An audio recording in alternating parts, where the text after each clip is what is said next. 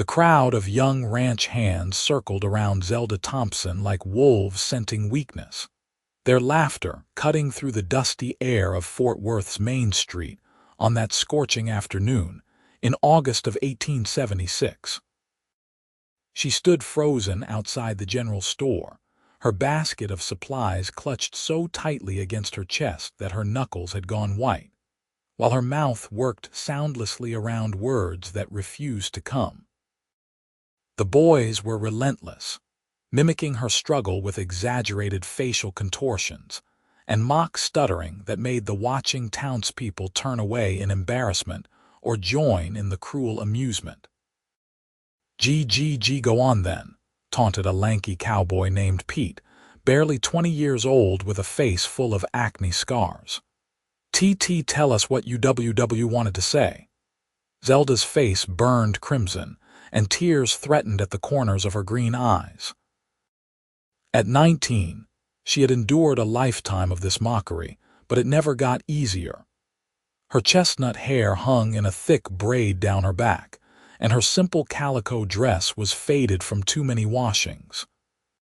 She lived on the edge of town with her elderly aunt, working odd jobs that did not require much speaking, which meant most doors remained closed to her.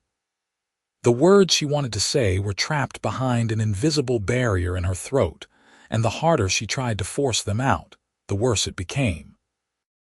"Maybe she is simple in the head," another boy chimed in, a stocky youth with a cruel grin. "Can't even talk proper." The circle tightened, and Zelda felt panic rising in her chest. She wanted to run, but her feet seemed rooted to the wooden boardwalk. Her aunt had sent her to town for supplies, and she could not return empty-handed, but the humiliation was becoming unbearable. She opened her mouth again, determined to push past the stutter, to say something, anything, to make them leave her alone. "PP, please. I just need to." The eruption of laughter drowned out her words. One of the boys actually doubled over, slapping his knee in exaggerated mirth. The others joined in, their voices rising in a cacophony of cruelty that seemed to echo off every building lining the street. Zelda felt something inside her crumbling, that last fragile piece of dignity she tried so hard to maintain. Then a shadow fell across the group, so sudden and complete that the laughter died in their throats. "That is enough." The voice was deep, quiet, but carried such authority that every head turned. The man who had spoken stood well over 6 feet tall, with shoulders so broad they blocked out the afternoon sun. His hair was dark brown, wavy and long enough to brush his collar, and his face was weathered from years in the mountains. His arms, visible beneath the rolled sleeves of his worn cotton shirt, were corded with muscle, and his hands looked strong enough to snap a rifle stock in half. He wore buckskin pants tucked into scuffed boots, and a knife hung from his belt alongside a holstered revolver. His eyes, a startling shade of gray, swept over the group of young men with an expression of such profound disappointment that several of them actually shuffled backward. "Mr. Quinn," Pete stammered, suddenly finding his own voice unreliable.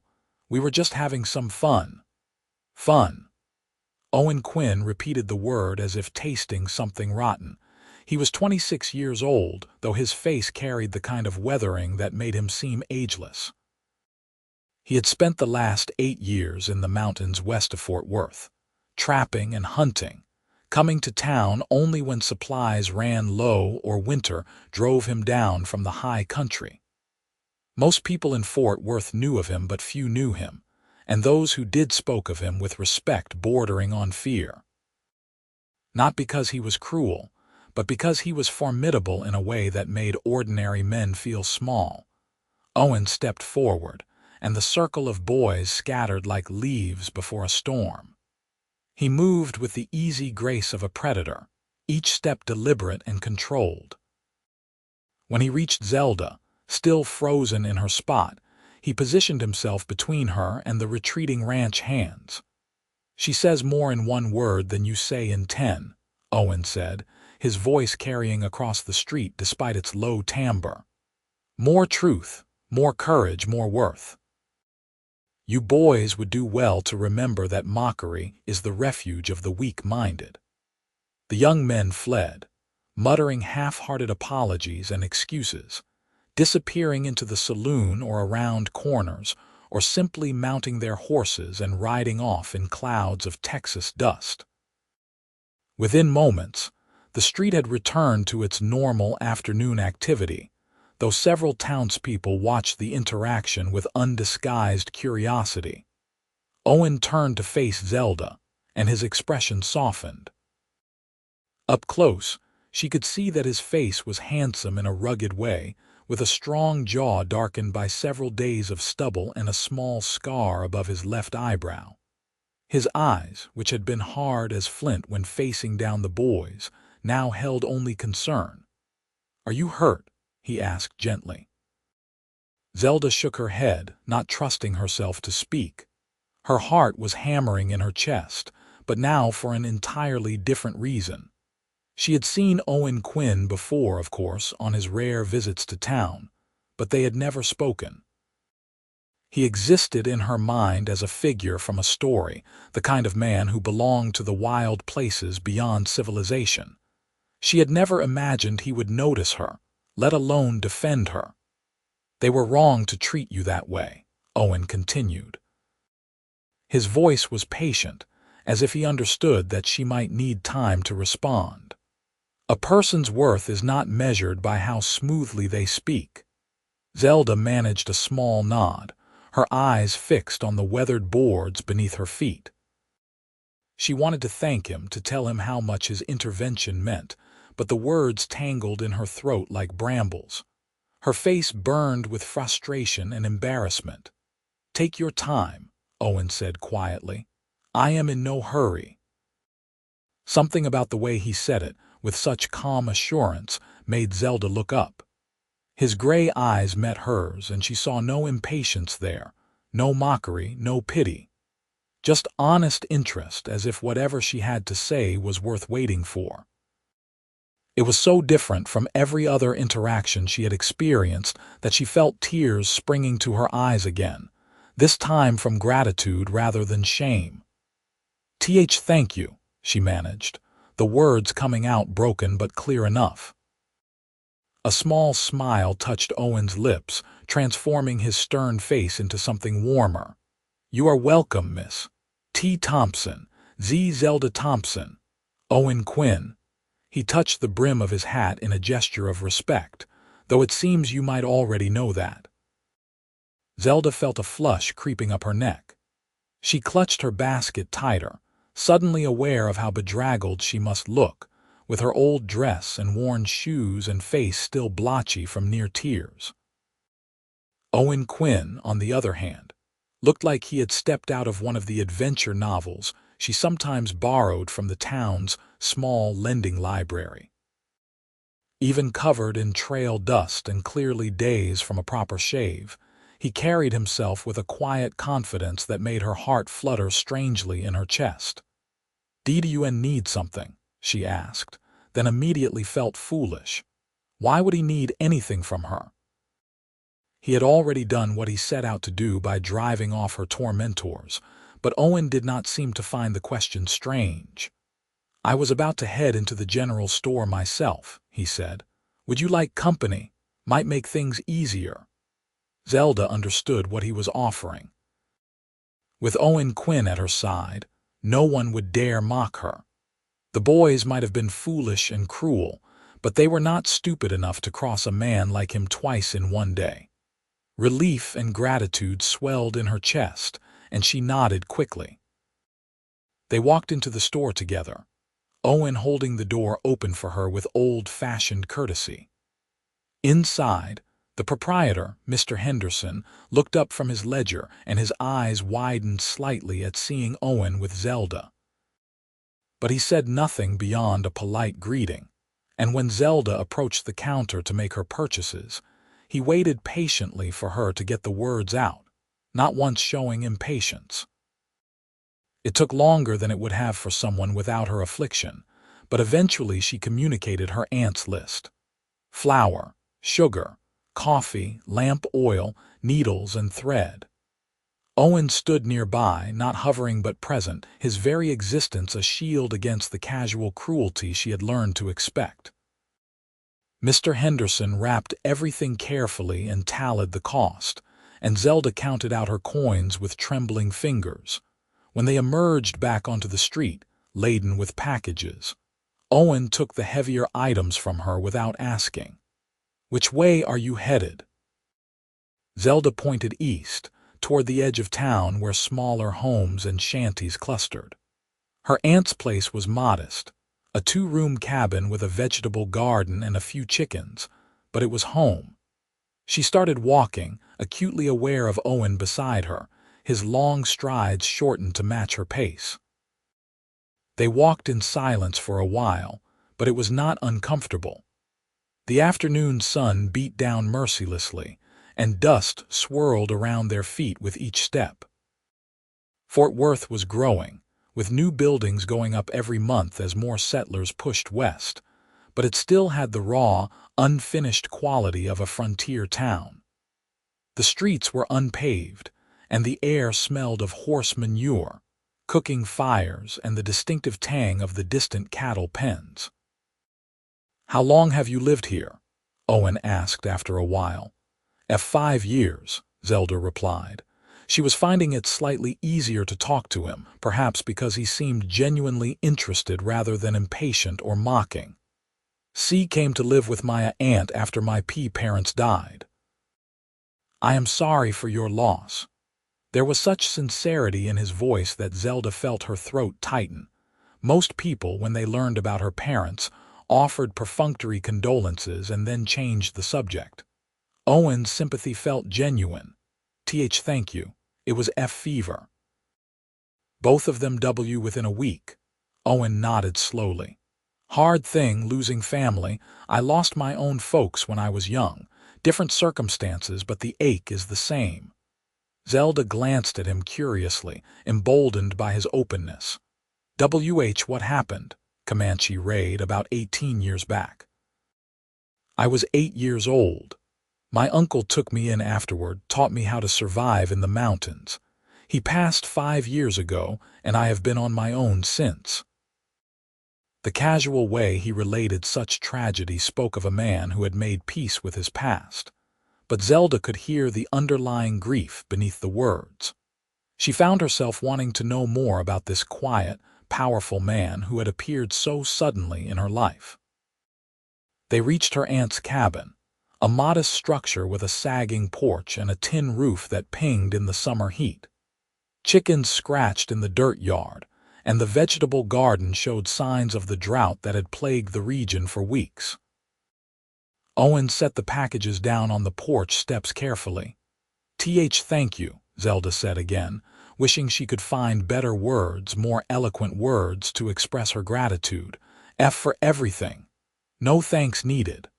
Owen straightened, and for a moment they simply looked at each other. His gray eyes searched hers as if trying to read something written there.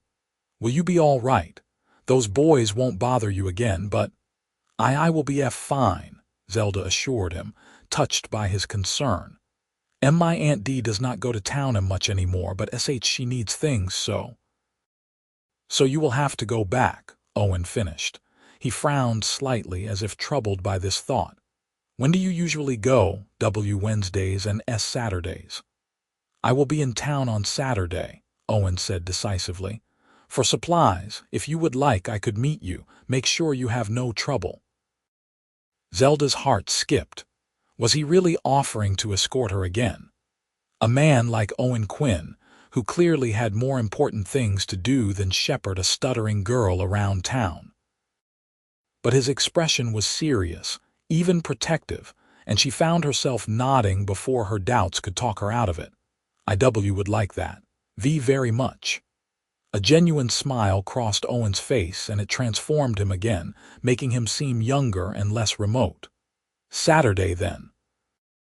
I will meet you in front of the general store mid-morning." "Why, yes, thank you." Owen touched his hat brim again, then turned and walked back toward town with that same easy, powerful stride. Zelda stood on the porch, watching him go until he disappeared around a bend in the road, her heart beating faster than the Texas heat could account for. The cabin door creaked open behind her. "Who was that?" her Aunt Martha asked. She was 72, thin and bent with age, but her eyes were still sharp. "Oh, Owen Quinn," Zelda said, gathering up the packages. "He helped me." "The mountain man," Aunt Martha's eyebrows rose. Well, well, that is something. I have heard talk about him. They say he is dangerous as a rattlesnake but fair as Sunday sunrise." Zelda carried the supplies inside, her mind whirling. She had lived in Fort Worth for 5 years, enduring mockery and isolation, and in the space of one afternoon, everything had shifted. Owen Quinn had not just defended her, he had seen her. Truly seen her, not as a stuttering inconvenience but as a person worth defending, worth talking to, worth spending time with. That night, as she lay on her narrow bed listening to the cicadas sing in the darkness, Zelda could not stop thinking about his words. She says more in one word than you say in 10. No one had ever said anything like that to her before. No one had ever suggested that her difficulty speaking might coexist with value rather than negating it. The thought was so novel, so precious, that she turned it over and over in her mind like a found gemstone. The next few days passed with excruciating slowness. Zelda went about her usual tasks, helping her aunt with the garden, feeding the chickens, mending clothes, preparing meals, but her thoughts kept drifting to Saturday. She found herself anxious and excited in equal measure. What if Owen forgot? What if he changed his mind? What if those boys came back and caused more trouble?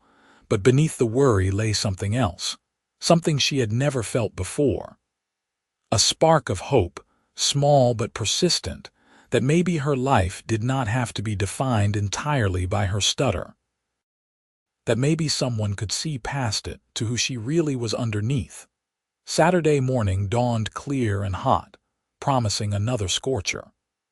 Zelda dressed carefully in her best dress, a blue cotton frock that was only slightly faded, and braided her hair with extra care.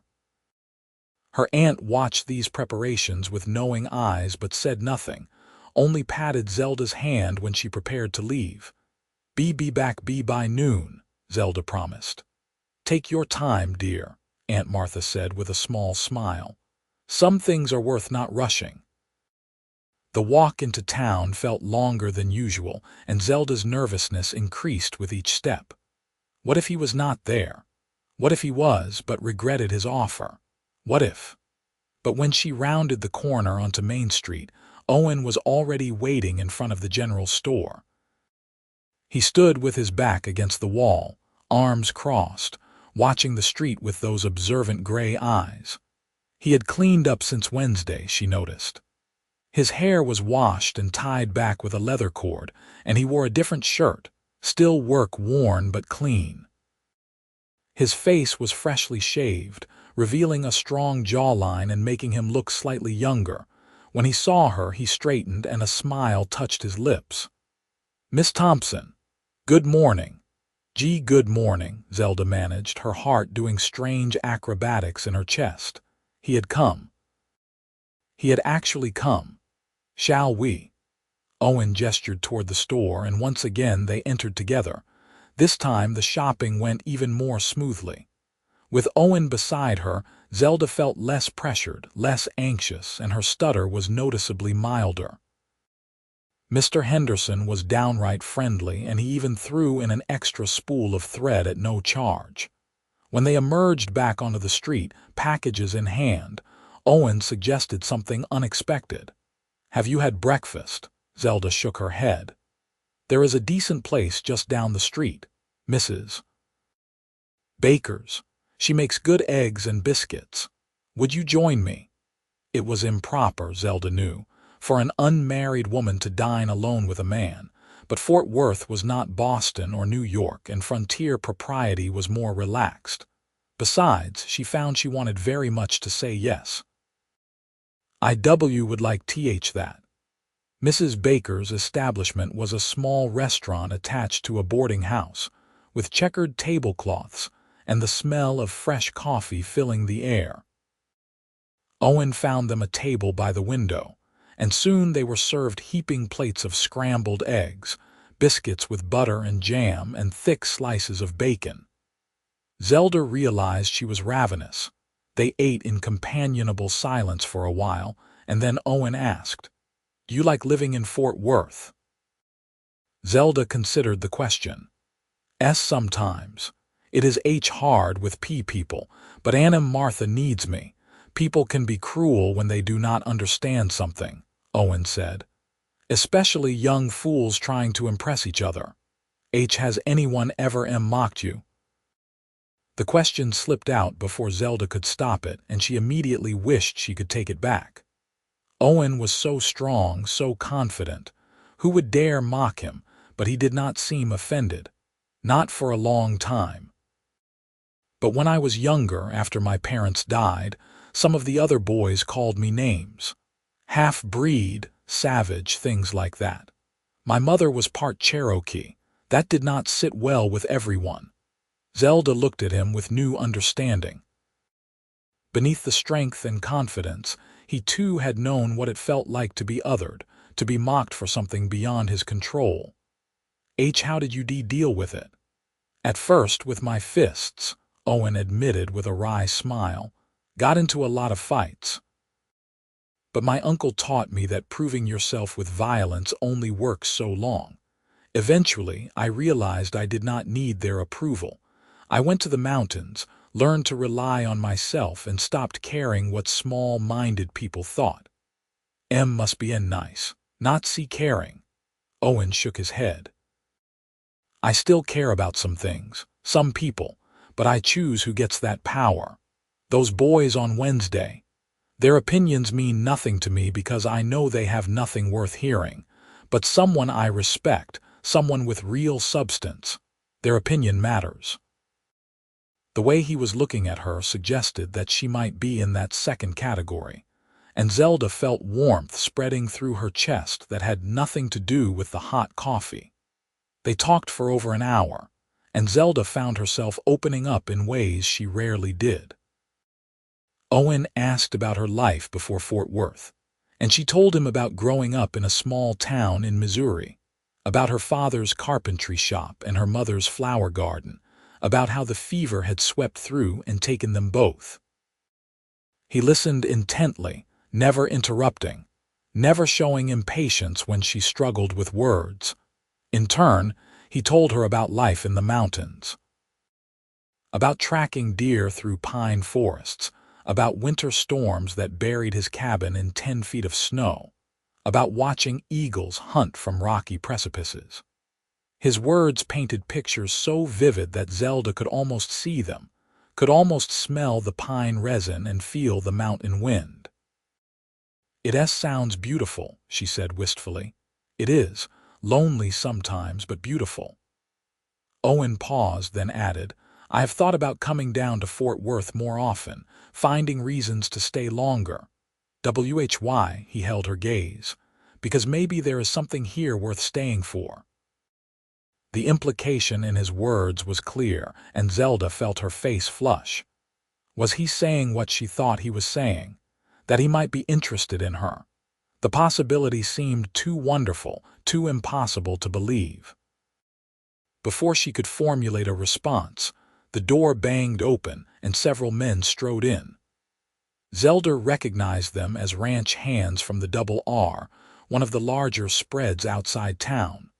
Among them was Pete, the lanky young man who had led the mockery on Wednesday. His eyes widened when he saw Owen and Zelda sitting together, and something ugly crossed his face. Owen noticed too. His body tensed subtly, and his hand moved to rest on the table near his knife. Ignore them, he said quietly, but Pete was not content to be ignored. Emboldened by his friends or perhaps by whiskey already consumed despite the early hour, he swaggered over to their table. Well, well, if it is not the stuttering girl and her mountain savage. Owen stood slowly, unfolding to his full impressive height. The temperature in the room seemed to drop 10 degrees. "You have 3 seconds to walk away," he said softly. "Or what?" Pete sneered, though Zelda could see fear flickering in his eyes. "You going to scalp me like your red ancestors?" The other ranch hands shifted nervously. "Mrs. Baker emerged from the kitchen, wiping her hands on her apron, her face alarmed. The few other patrons in the restaurant held very still, sensing the potential for violence. Owen's voice remained quiet, but now it carried an edge like honed steel. "I am going to give you one more chance to apologize to the lady and leave. If you do not take it, you will regret it. She is no lady. She is just a—" Owen moved faster than Zelda would have thought possible for a man his size. One moment he was standing by the table, the next his hand was gripping Pete's shirt front, lifting the younger man onto his toes. Pete's face went from red to white in an instant. "Choose your next words very carefully," Owen said, "because they might be the last ones you speak with all your teeth." "I apologize," Pete gasped out, all his bravado evaporating. "Sorry, Miss Thompson. No offense meant—" Owen held him a moment longer, then released him with a slight shove that sent Pete stumbling backward. "Get out, all of you." The ranch hands fled, Pete tripping over his own feet in his haste to reach the door. The silence they left behind was profound. Then Mrs. Baker began to clap slowly, and a few other patrons joined in. Owen ignored them, turning back to Zelda with concern etched on his face. "Are you all right?" Zelda nodded, though her hands were shaking. She was not frightened of Owen, she realized. She was frightened of what might have happened if he had not been there. And she was also, to her surprise, a little thrilled. No one had ever defended her honor so fiercely. "I am sorry," Owen said, sitting back down. "I did not want to cause a scene." "Why you did not see cause it, he did." Zelda reached across the table impulsively and touched his hand. Thank you, again." Owen's large hand turned over, engulfing hers.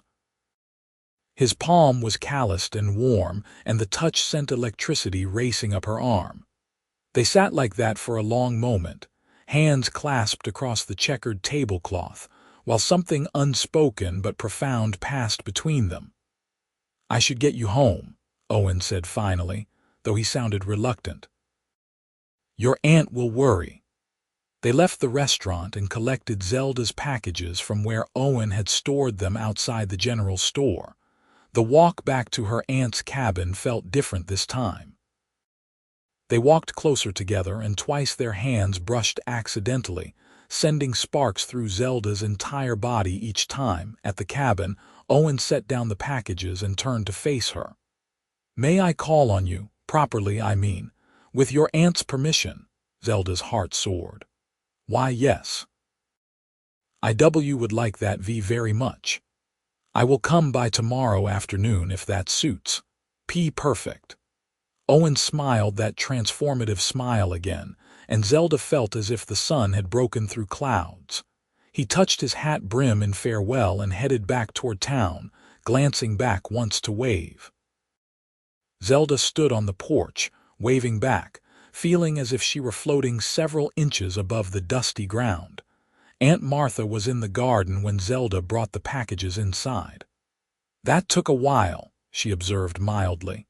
"He asked to see call on me, tomorrow." Her aunt's weathered face broke into a wide smile. "Did he now? Well, that is wonderful, dear, truly wonderful." That night, Zelda barely slept. She kept replaying every moment of the day, every word Owen had spoken, the way his eyes had softened when he looked at her, the strength in his hands when he had defended her.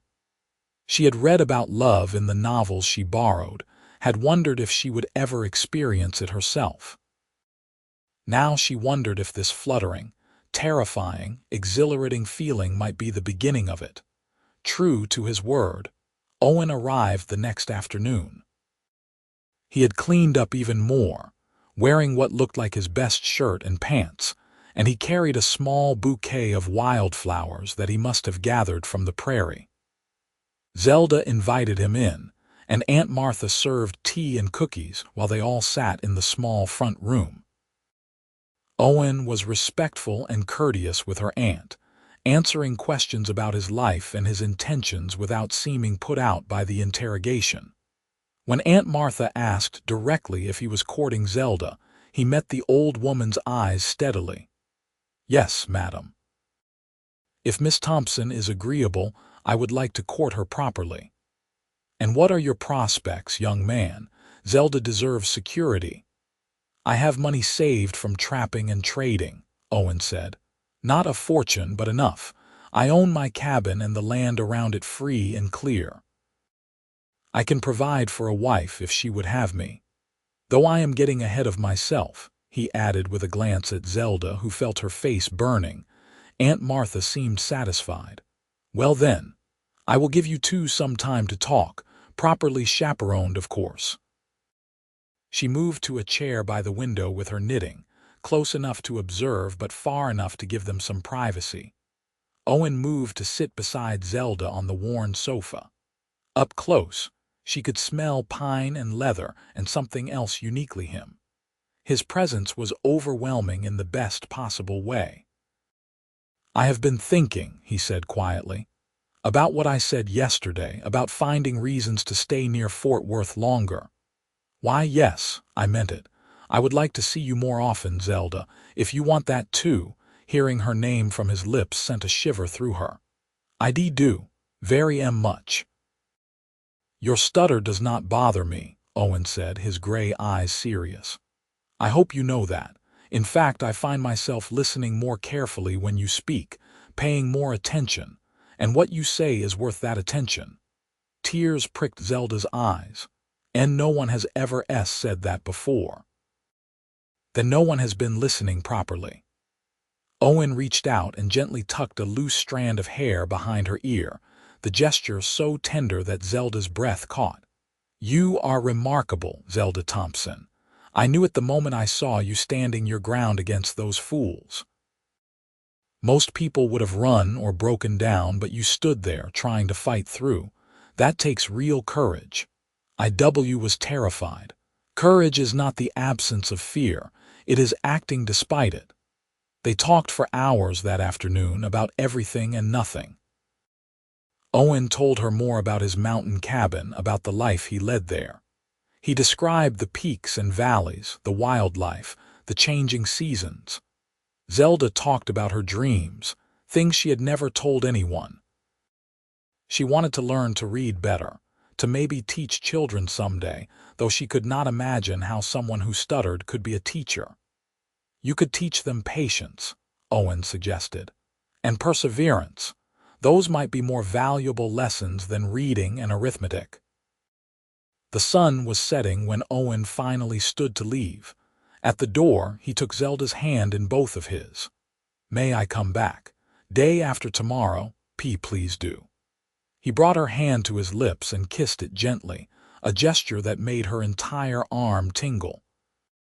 Then he was gone, striding into the gathering darkness, and Zelda was left leaning against the doorframe, trying to calm her racing heart. The next weeks fell into a pattern that filled Zelda with more happiness than she had known in years. Owen came to call every few days, always bringing some small gift. Wildflowers, a smooth river stone, once a hawk feather he had found. They would sit and talk, sometimes for hours, with Aunt Martha knitting nearby. He taught her to identify animal tracks in the dust, showed her how to tell direction by the stars. She shared her books with him, reading aloud despite her stutter, and he listened as if her halting narration was the finest performance. On Wednesdays and Saturdays, he escorted her to town, and word spread quickly that Zelda Thompson was being courted by Owen Quinn. The mockery stopped entirely. People began to greet her politely, and some of the women even attempted friendly conversation. Zelda knew it was because of Owen's presence, his unspoken protection, but she did not care. It was relief enough to walk through town without fear. One Saturday in September, after completing her shopping, Owen suggested something different. "There is a dance tonight at the town hall. A harvest celebration. Would you like to go?" Zelda's immediate instinct was to refuse. Dances meant crowds, meant the possibility of being asked to speak, meant potential humiliation. But Owen was looking at her with such hope that she found herself nodding. "I do not dance well." "Neither do I," Owen admitted with a grin. "We will be awkward together." That evening, Zelda wore her best dress, a green one that Aunt Martha had helped her alter to be more fashionable.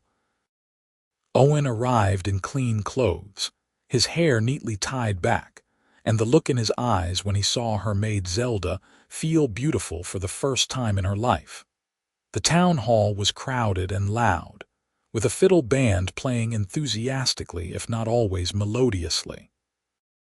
Lanterns hung from the rafters, casting warm light over the spinning couples. Owen led Zelda inside, his hand warm and steady on the small of her back.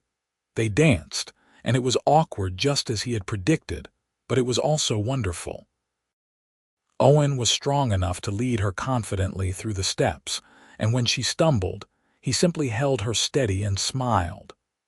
Between dances, they stood at the edge of the hall, drinking punch and watching the festivities. Several people greeted them. Some of the women complimented Zelda's dress. A few men clapped Owen on the shoulder and made jokes about him finally being civilized. Pete and his friends were notably absent, which Zelda considered a blessing. As the evening wore on, a slower song began.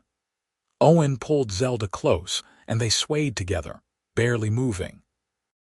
His arms were around her, solid and protective, and Zelda rested her head against his chest, hearing the steady thump of his heart beneath her ear. In that moment, surrounded by music and light and warmth, she felt completely safe, completely accepted. "Zelda," Owen murmured against her hair. "Why, yes. I am falling in love with you." Her breath stopped. She pulled back enough to look up at his face, searching those gray eyes for any hint of jest or uncertainty. She found only honesty.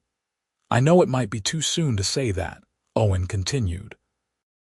"But I have never been good at hiding what I feel. These past weeks with you have been the happiest of my life. You make me want to be better, to stay longer in civilization, to build something lasting." "I love you too," Zelda whispered, the words coming out with surprising ease despite the tears streaming down her face. "I thought I never would love someone, but I do. I love you, oh Owen Quinn." He cupped her face in his large hands, thumbs gently wiping away her tears. Then he bent his head and kissed her, right there in the middle of the dance floor with half of Fort Worth watching. It was a gentle kiss, respectful but full of promise, and when they broke apart, Zelda felt as if the world had shifted on its axis. The rest of the dance passed in a blur. People congratulated them, understanding what that kiss meant. Aunt Martha, who had come separately with a neighbor, beamed with approval. When the evening ended and Owen walked Zelda and her aunt home, he held Zelda's hand the entire way, their fingers intertwined. At the cabin, Aunt Martha tactfully went inside, leaving them a moment alone on the porch. Owen pulled Zelda close again, and she wrapped her arms around his waist, marveling at the solid strength of him. "I want to marry you," Owen said. "Not tonight, not tomorrow, but soon, when you are ready. I want to build you a house here near your aunt so you can still care for her. Or we could fix up my cabin in the mountains, make it proper for a family. Whatever you want, Zelda, I just want to be with you." "Why, yes," Zelda said, looking up at him with eyes shining. "Yes to a marriage. Yes to be being with you. I do not care where as long as we are together." They kissed again, Longer this time, and Zelda felt heat pooling in her belly, unfamiliar but not unwelcome. Owen groaned softly and pulled back. I should go, before I forget myself entirely and scandalize your aunt. Zelda laughed, the sound bright and free. See, come back tomorrow. Nothing could keep me away. He left, and Zelda floated inside where Aunt Martha was waiting with a knowing smile and 2 cups of tea. That is a good man, her aunt said simply. Your parents would have approved. The thought made fresh tears spring to Zelda's eyes, but they were happy tears. She wished her parents could meet Owen, could see how happy he made her. But somehow she felt they knew. Somehow she felt they approved. The next weeks were a flurry of planning. Owen wanted to marry as soon as possible, but Zelda insisted on doing things properly. They announced their engagement formally, and despite a few raised eyebrows at the speed of the courtship, most people offered congratulations. Owen began construction on an addition to Aunt Martha's cabin. Rooms for him and Zelda to live in while still being close enough to care for the elderly woman. He worked on the construction every day, his shirt often discarded in the heat, and Zelda would bring him water and watch the play of muscles beneath his sun-bronzed skin. He caught her staring once and grinned. Like what you see, Miss Thompson. She blushed furiously but nodded. Very much. He crossed to her, taking the water bucket from her hands and setting it aside. I like what I see too. Every part of you. The way your eyes light up when you laugh. The way you concentrate when you are trying to get words out. The way your hair catches the sunlight. All of it. He kissed her then, and these kisses were growing less innocent as the days passed. His hands would tangle in her hair or trace down her back, and she would press closer, instinctively seeking more. They always stopped before going too far, but the anticipation was building, a sweet tension that made Zelda's dreams at night vivid and heated. The wedding was set for the first Saturday in October. It would be a small ceremony at the church, with a celebration afterward. Zelda had almost no family beyond Aunt Martha, but Owen had invited a few fellow trappers and hunters, rough men who cleaned up surprisingly well. The town women helped Zelda make a proper wedding dress, white cotton with lace at the collar and cuffs, and when she tried it on for the first time, even Aunt Martha cried.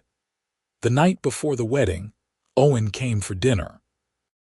Afterward, he and Zelda walked out to look at the stars, a habit they had formed over the past weeks. The new rooms he had built were nearly complete, waiting only for furniture and the small personal touches that would make them a home. Nervous? Owen asked, his arm around her shoulders.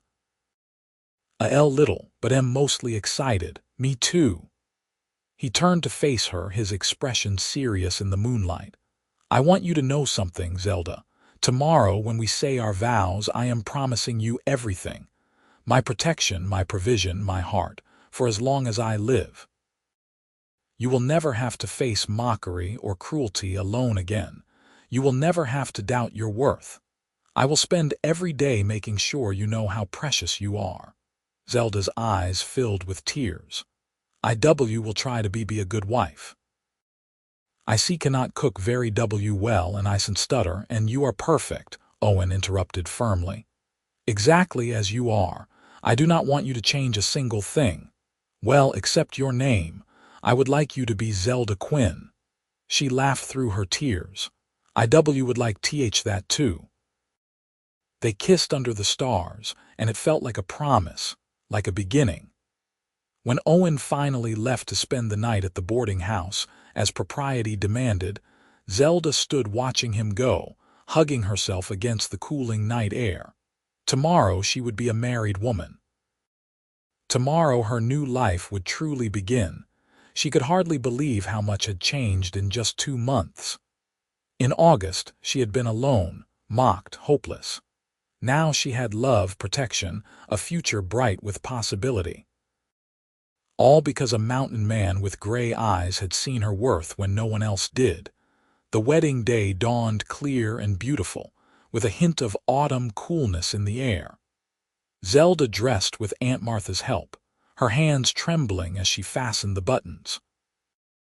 The dress fit perfectly, and when she looked at herself in the small mirror, she barely recognized the woman staring back.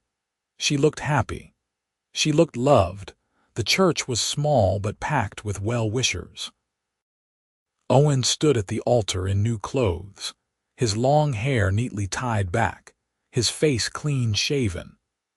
When Zelda walked down the aisle on Aunt Martha's arm, his expression transformed into something so tender and full of love that Zelda felt her breath catch. The ceremony was traditional, the preacher leading them through the time-honored vows.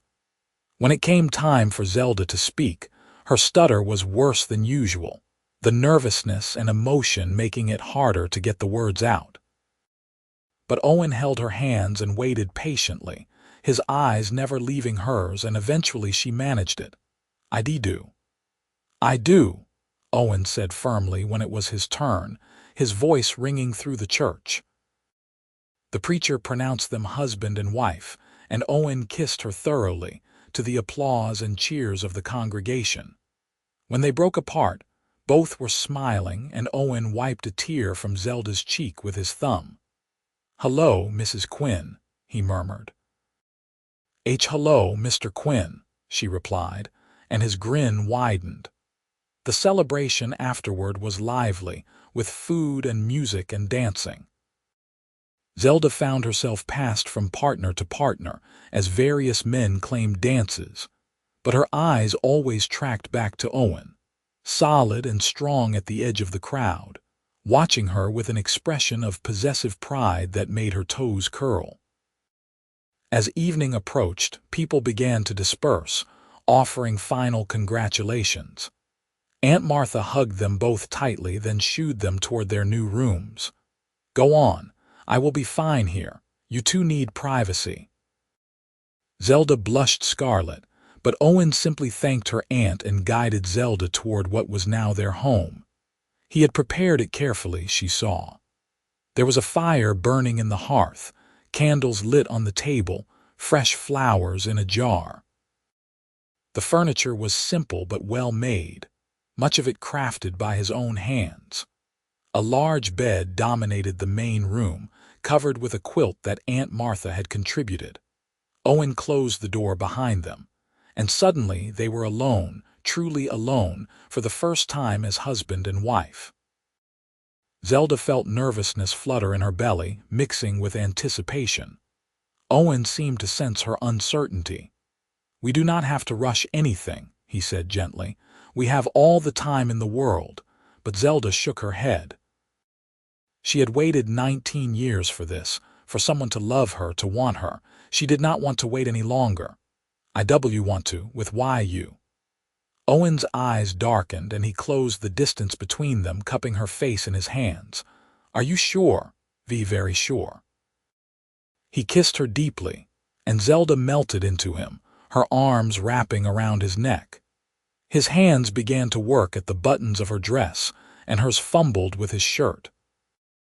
They undressed each other slowly, punctuating each revealed bit of skin with kisses and caresses, until they stood before each other with nothing between them. Zelda had never seen a fully naked man before, and the sight of Owen made her mouth go dry. He was all hard muscle and bronzed skin, beautiful in a raw, powerful way. His eyes roved over her with equal appreciation, and she felt her blush spread across her entire body. "Beautiful," he murmured. "So beautiful." He lifted her easily and carried her to the bed, laying her down as if she were something precious and fragile. Then he joined her, and they came together with a gentleness that belied his strength. There was some pain for Zelda, being her first time, but Owen was patient and careful, and the pain quickly gave way to pleasure. Afterward, they lay tangled together, skin to skin, hearts beating in tandem. Owen traced lazy patterns on her arm, and Zelda rested her head on his chest, listening to his breathing slow. "I love you," he said into the darkness. "I'll love you too," she replied, and for once the stutter did not matter at all. They fell asleep like that, wrapped in each other, and Zelda's last thought before sleep claimed her was that she had never felt so safe, so cherished, so completely home. The next days and weeks fell into a new rhythm. Owen continued his trapping and hunting, but he never stayed away more than a few days at a time, always returning to Zelda with furs to sell and stories to tell. She managed their small household, learning to cook more successfully with Aunt Martha's patient instruction, tending the expanded garden, caring for the chickens. But more importantly, she was learning what it meant to be loved unconditionally. Owen never showed impatience with her stutter, never made her feel less than whole. He encouraged her to speak, to share her thoughts and opinions, and he listened as if every word was gold. Under his steady affection, Zelda began to blossom. Her stutter, while still present, became less severe. Her confidence grew. She even began accepting invitations to church socials and town events, knowing Owen would be beside her. In November, a traveling preacher came through Fort Worth, offering adult education classes. Zelda, emboldened by her newfound confidence, signed up. She had learned basic reading and writing as a child, but had never had much opportunity to improve. Now she devoured books and practiced her letters every evening by candlelight, with Owen encouraging her efforts. "You could be a teacher," he said one night, watching her carefully copy out a passage from a book. "When you are ready. There are always children needing instruction. With my stutter, especially with your stutter. You would understand the ones who struggle, who feel different. You could help them in ways others cannot." The idea took root in Zelda's mind, a dream she had never dared consider before. Maybe someday. Maybe when she was more confident, more educated. But the fact that Owen believed it possible made it seem less impossible. Winter came to Texas, mild compared to Owen's mountain winters, but cold enough. They spent long evenings by the fire, reading aloud or simply talking. Owen spoke more of his past, of his childhood, of his Cherokee mother and Irish father, of the uncle who had taught him to survive. Zelda shared her own memories, learning that Owen was the only person she could talk to for hours without her throat tiring from the effort of forcing words out. In December, Zelda missed her monthly courses. She said nothing at first, not wanting to raise hopes prematurely, but by January she was certain. She told Owen one evening after dinner, stumbling over the words from nervousness rather than her usual difficulty. "I think I am with child." Owen's face went through a series of expressions: shock, joy, wonder, and finally fierce protectiveness. He swept her into his arms, holding her so tightly she could barely breathe. "A baby," he whispered. "Our baby. Why you happy?" He pulled back to look at her, and his eyes were suspiciously bright. "Happy does not begin to cover it. Zelda, you have given me everything.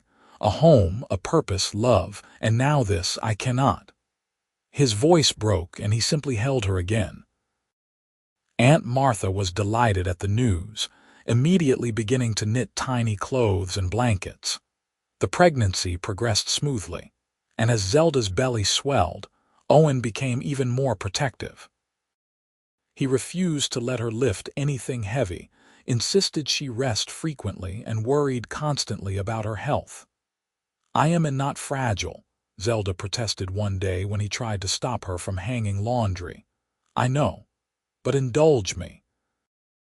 I cannot stand the thought of anything happening to you or the baby." His concern was endearing, if sometimes excessive, but Zelda understood. He had lost so much in his life: his parents, his uncle, his first home.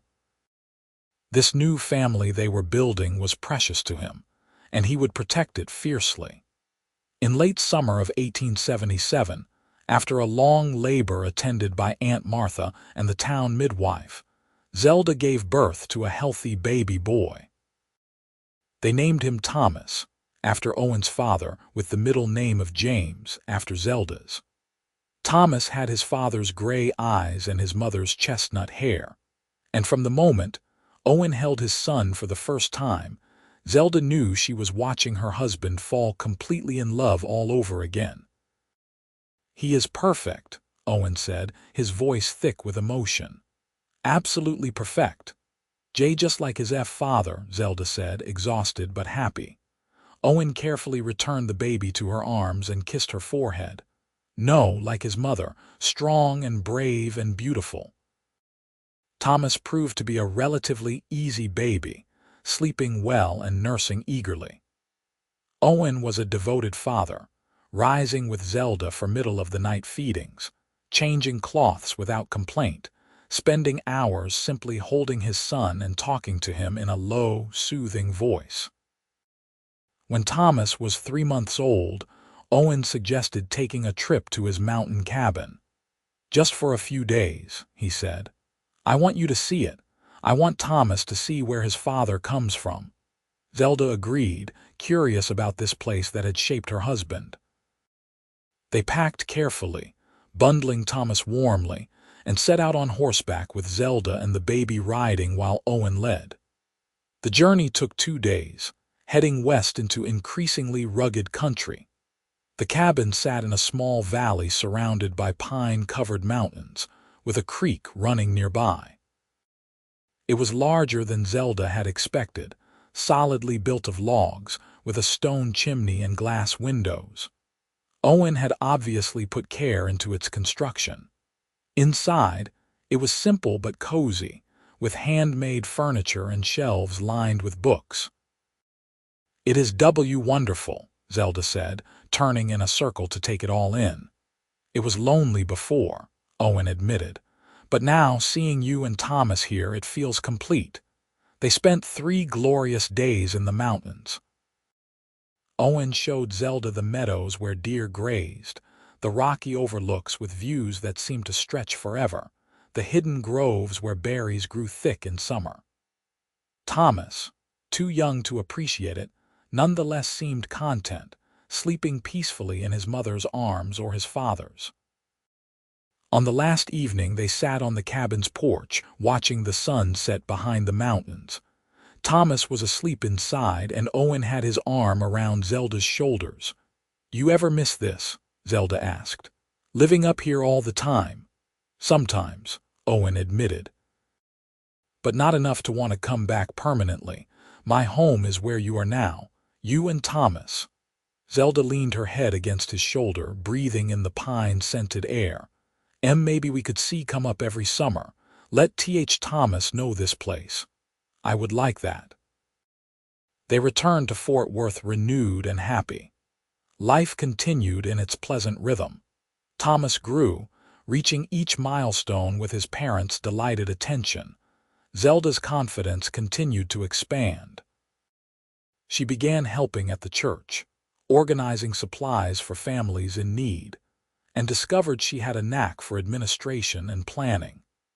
In the spring of 1879, their second child was born, a daughter they named Charlotte Martha, after Owen's mother and Zelda's aunt.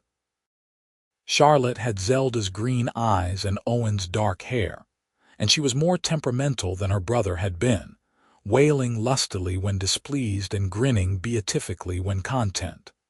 Aunt Martha, now 76, slowed considerably but remained sharp as ever. She spent her days doting on her great-niece and nephew, telling them stories and singing old songs. Zelda treasured this time, knowing it was precious and fleeting. In the summer of 1880, Zelda finally realized her dream of teaching. The town schoolmarm married and moved away, and the town council needed a replacement. Zelda applied, terrified they would reject her due to her stutter. But Owen had been quietly campaigning on her behalf, and several influential townspeople spoke up in her favor. "Mrs. Quinn has proven herself to be educated, patient, and kind," said the minister. "Her stutter is immaterial. In fact, it might help her understand children who struggle. Zelda got the position. The first day of school, she stood before a classroom of 15 children ranging from 6 to 14, her hands shaking and her voice catching on every other word as she introduced herself. The older children looked skeptical, but the younger ones simply gazed at her with open curiosity. By the end of the first week, she had won them over. Her patience was infinite, her explanations clear despite the stutter, and she had a gift for making even difficult subjects interesting. The children who struggled received extra attention, and the brighter students were given challenges to keep them engaged. By the end of the first month, parents were approaching her to express their appreciation. Owen beamed with pride. "I told you that you could do this."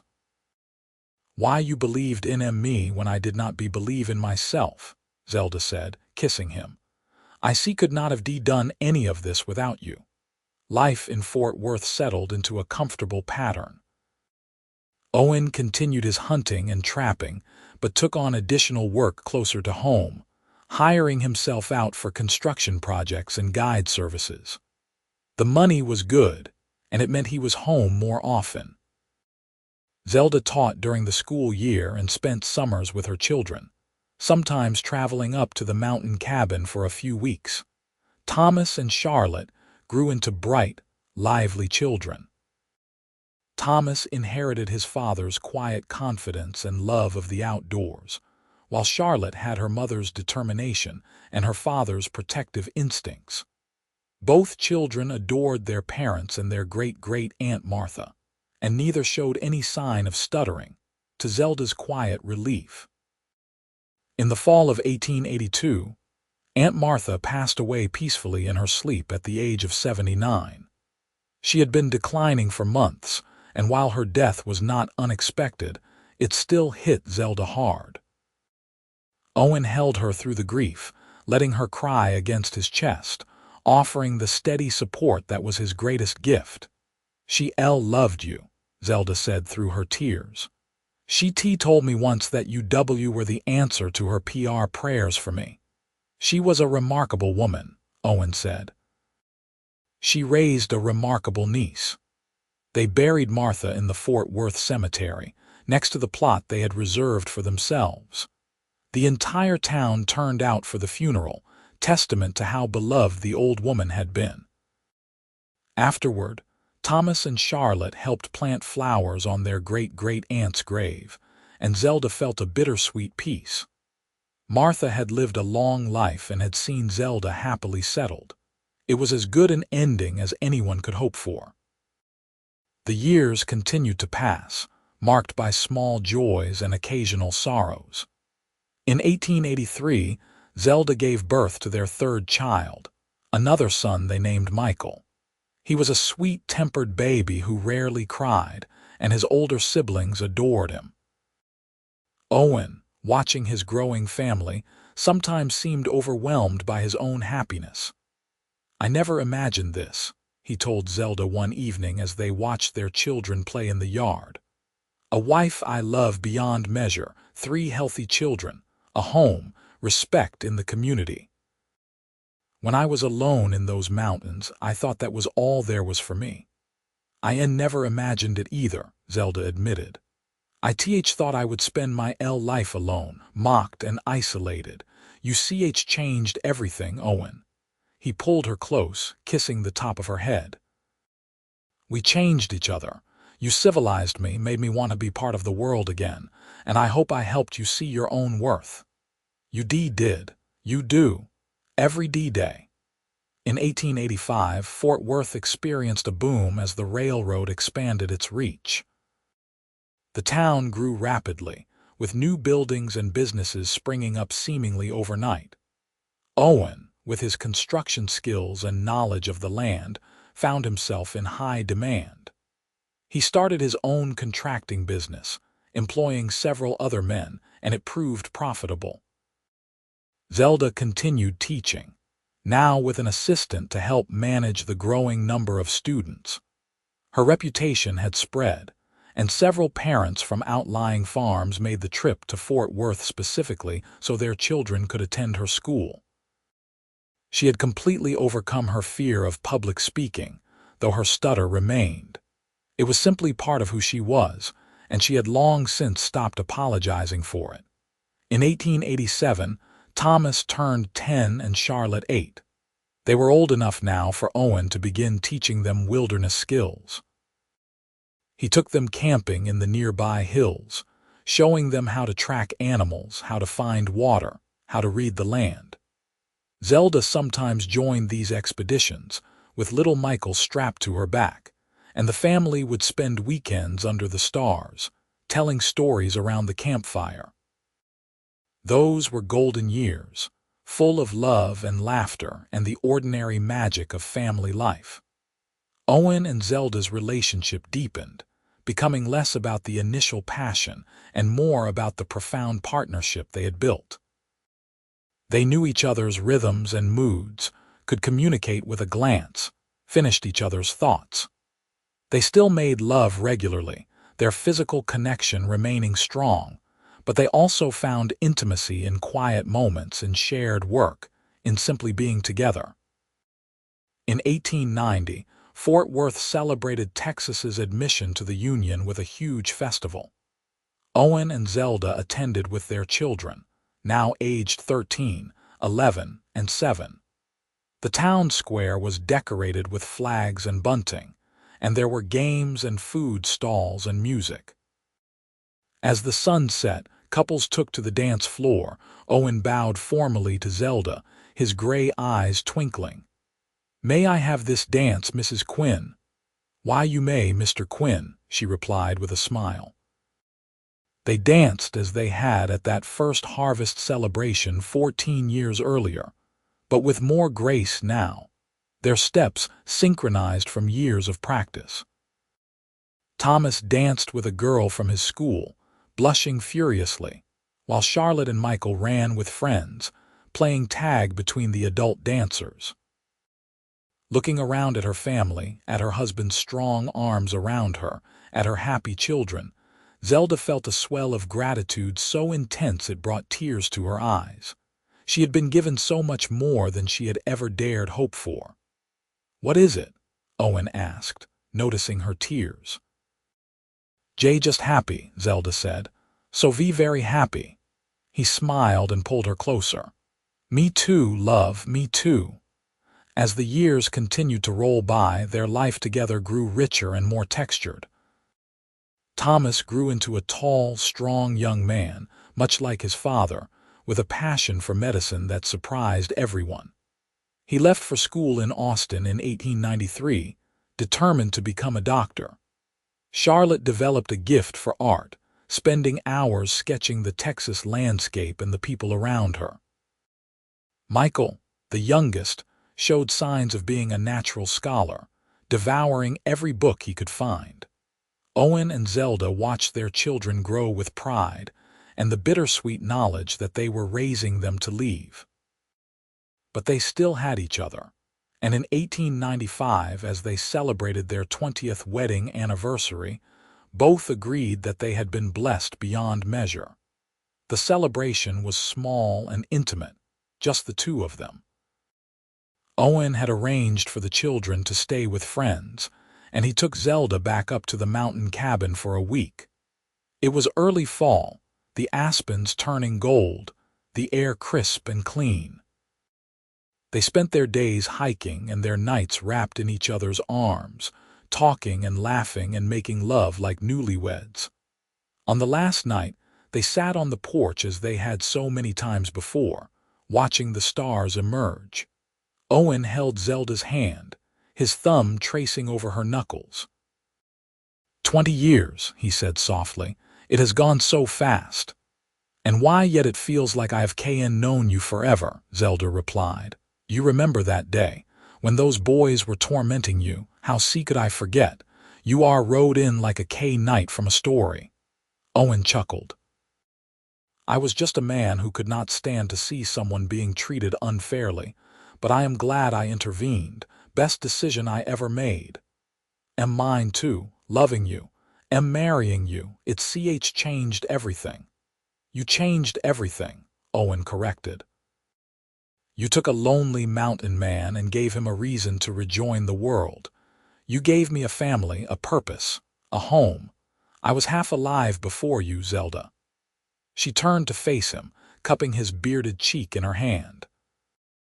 His hair was starting to gray at the temples now, and lines creased his face, but to her he was as handsome as the day they met.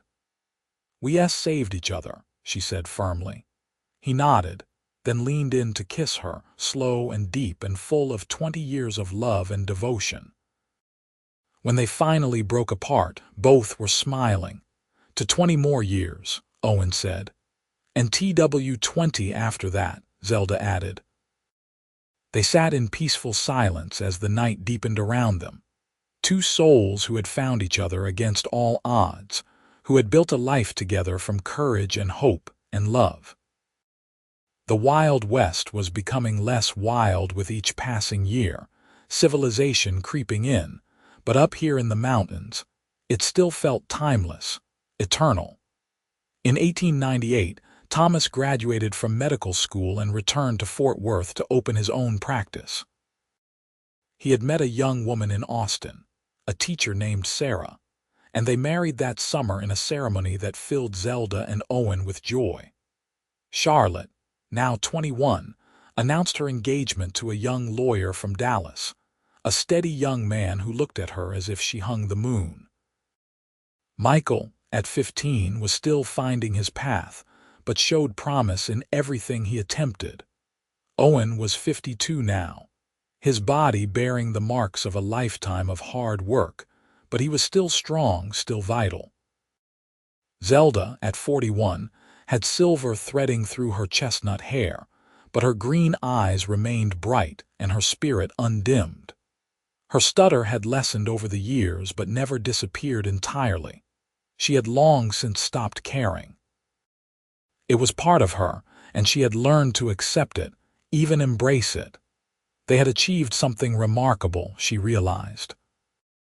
They had built a legacy not just of children and grandchildren to come, but of a love that had weathered every storm, that had grown stronger with each passing year rather than fading. People in Fort Worth spoke of Owen and Zelda Quinn with respect and fondness, pointing to them as an example of what marriage could be. But for Owen and Zelda themselves, it was simply life. The life they had chosen, the life they had fought for, the life they had built together one day at a time. In the spring of 1900, as the new century dawned, Charlotte gave birth to Owen and Zelda's first grandchild, a girl they named Zelda Martha in honor of both her grandmother and great-great-great-aunt. When Zelda held the baby for the first time, she wept, overwhelmed by the realization that she was now part of a continuing story, a legacy that would outlast her. Owen stood beside her, his arm around her shoulders, looking down at their granddaughter with wonder. "She has your eyes," he murmured. "And why your nose?" Zelda replied with a watery laugh. Life continued its beautiful, ordinary progression. Thomas and Sarah had 2 more children. Charlotte and her husband settled in Dallas but visited often.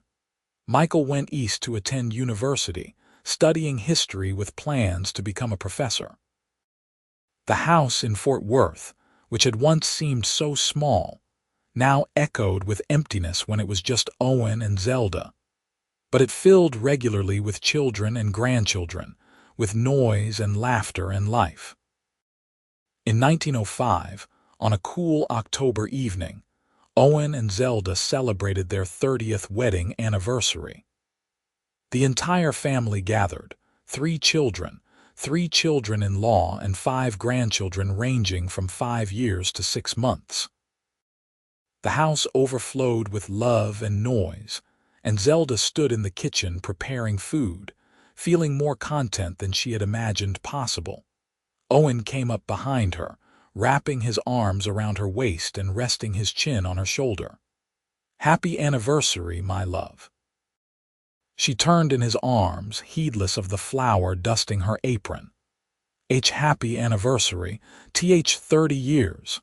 Best 30 years of my life, and mine too. They kissed, and from the other room came good-natured catcalls from their adult children. They broke apart laughing, and Owen called back, "Show some respect. We are your elders." The celebration that evening was joyous, with food and music and storytelling. Thomas regaled everyone with tales from his medical practice. Charlotte showed off her latest paintings. Michael discussed his research into Texas history. The grandchildren ran wild, their shrieks of laughter punctuating the adult conversation. As the evening wound down and the grandchildren were put to bed in various corners of the house, the adults sat around the fireplace, talking in lower tones.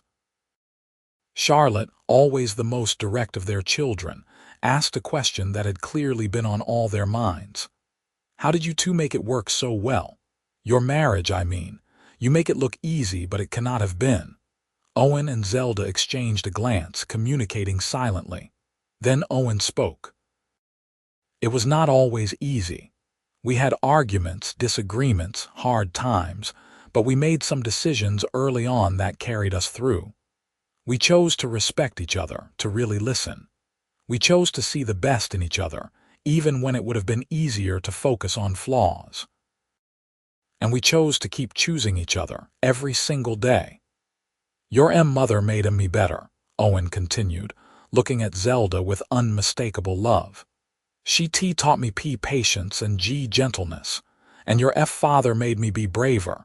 He believed in me when no one else did, including myself." "We were a team," Zelda added, "and not always perfect, but always together." Thomas raised his glass. "To the best example of marriage any of us could ask for, to Mom and Dad." "To Mom and Dad," the others echoed, and they all drank.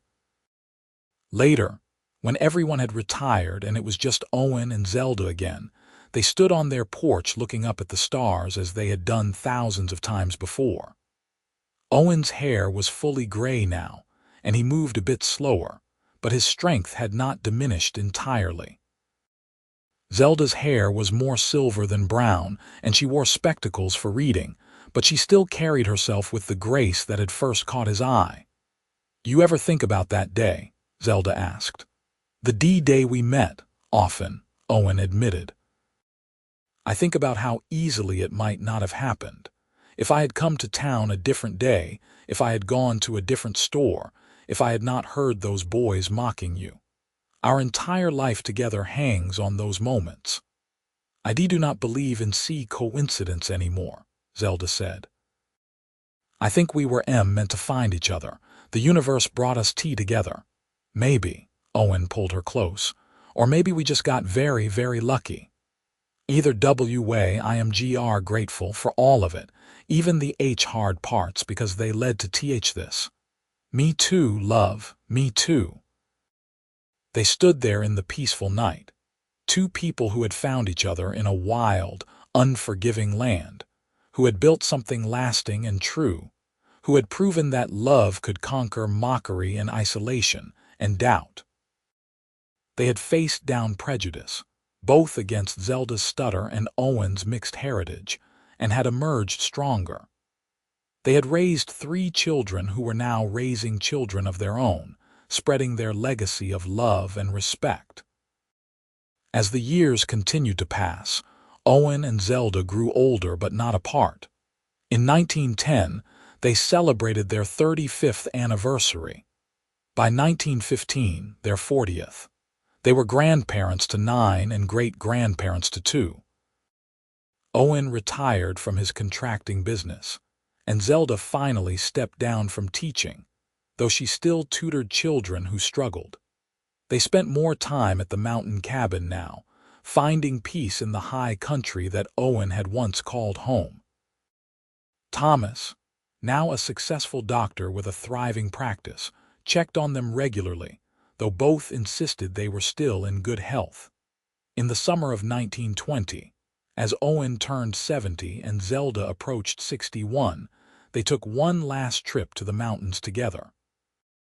"It was harder than it used to be," the ride longer, their bodies less resilient. But when they reached the cabin and saw the familiar valley spread out before them, both felt it was worth the effort.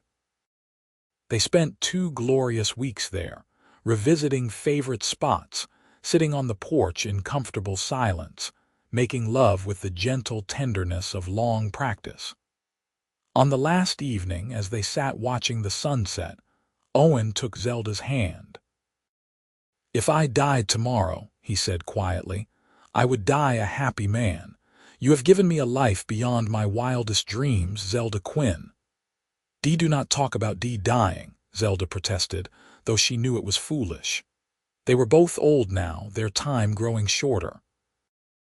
"I am not afraid of it," Owen continued, "because I have lived fully, I have loved and been loved, I have seen my children grow and my grandchildren thrive. I have had 45 years with the most remarkable woman I have ever known. That is more than most people get." Tears streamed down Zelda's face. "I am not ready to lose you. You will never lose me. I will be with you always, in every sunset, in every mountain breeze, in the faces of our grandchildren. Love like ours does not end, Zelda. It just changes form." They held each other as the stars emerged, two souls bound together by decades of shared life, knowing that someday they would part, but that the love they had built would endure. Owen lived another 5 years, passing peacefully in his sleep in the spring of 1925 at the age of 74. Zelda, devastated but strong, bore it with the same courage she had shown throughout her life. She was surrounded by family, by 3 devoted children, 9 grandchildren, and 5 great-grandchildren. They mourned together, celebrating Owen's life and the legacy he had left. Zelda lived another 8 years, passing in 1933 at the age of 74, the same age Owen had been. Her children buried her next to her husband, next to Aunt Martha, in the Fort Worth cemetery. The entire town turned out for her funeral, remembering the stuttering girl who had become a beloved teacher, a pillar of the community, the devoted wife of the mountain man who had defended her honor so many years ago. On her gravestone, next to Owen's, their children had inscribed simple words: Owen Quinn, 1850–1925, Zelda Thompson Quinn, 1857–1933, beloved parents, grandparents, great-grandparents, she said more in one word than others said in 10. And so their story ended, but their legacy continued. Their children raised their own families with the same values of respect, patience, and unconditional love. Their grandchildren told stories of the mountain man and the stuttering girl who had found each other in the Wild West, who had built a love that lasted a lifetime. And in Fort Worth, in the mountains of West Texas, in the hearts of everyone they had touched, Owen and Zelda Quinn lived on, proof that true love can overcome any obstacle, that worth is measured not in smooth words but in courageous hearts, and that sometimes the most beautiful stories begin with an act of simple, profound kindness. Their house still stood for many decades after, eventually becoming a museum dedicated to the early days of Fort Worth. Visitors would walk through the rooms where Owen and Zelda had raised their family, would see Charlotte's paintings on the walls, would read letters and journals that chronicled a life of ordinary, extraordinary love. And they would leave inspired, carrying with them the message that had defined the Quinns' life together: that everyone has worth, that kindness matters, and that love, real love, sees beyond surface imperfections to the treasure beneath. The Wild West that Owen and Zelda had known was long gone, tamed and civilized, but their story remained, passed down through generations, a testament to the power of seeing people for who they truly are rather than what they struggle with. In a world that often measured worth by superficial standards, they had proven that the deepest connections come from accepting someone completely, stutter and all, and finding in that acceptance a love that transcends time. Thomas Quinn, before his own death in 1965 at the age of 90, compiled a family history that included his parents' story. In it, he wrote, "My father once told me that the moment he saw my mother being mocked, something in him recognized something in her. Two people who had been othered, who had known rejection, finding in each other a safe harbor. Their love was not despite their differences, but because of them. My mother's stutter taught my father patience. My father's strength gave my mother courage. Together, they became more than either could have been alone. That is the legacy they left us, and it is one I have tried to pass on to my own children and grandchildren. See people fully, love without reservation, and know that the quietest voices often have the most important things to say." And so in the end, the story of Owen and Zelda Quinn became more than just a romance, more than just a tale of the Old West. It became a lesson in human dignity, in the power of kindness, in the transformative nature of real love. It became proof that one act of courage, one moment of seeing another person's worth when they cannot see it themselves, can change everything. Not just for them, but for generations to come. The mountains where Owen had once lived still stood, eternal and unchanging. The town of Fort Worth grew into a bustling city, barely recognizable from the rough frontier settlement it had been. But the story endured, passed from parent to child, from teacher to student, from one generation to the next. The story of how a mountain man with gray eyes and a gentle heart defended a stuttering girl and found in her his perfect match. The story of how she says more in one word than others say in 10, and how recognizing that truth changed two lives forever.